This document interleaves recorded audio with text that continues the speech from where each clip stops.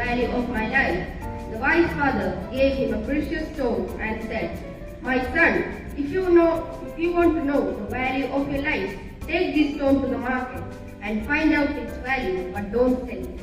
When someone asks for price, stay quiet and hold up your two fingers." The boy went to the market. A woman approached him and asked, "How much does this stone worth?"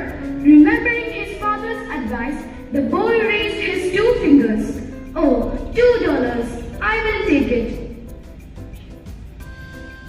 Then a young man approached him and asked, "How much does the stone worth?"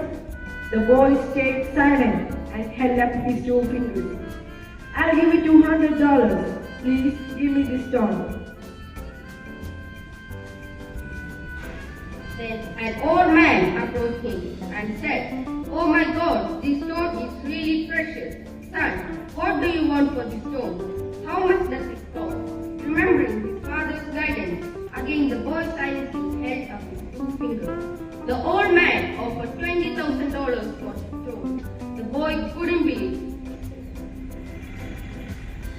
He rushed to his father and explained the whole story. The wise father then shared a valuable lesson with his son.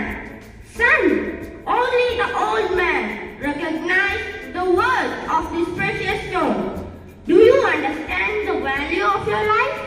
In the eyes of God, you are very precious. Respect yourself. Don't put a price tag on yourself. You are unique and no one can replace you." Our life is very short, so always walk along the path of goodness and make all possible efforts to have the best of our life. May the fruits of our labor not only be a feast for us, but also the entire society too. Life is short, so use it wisely and usefully. Thank you.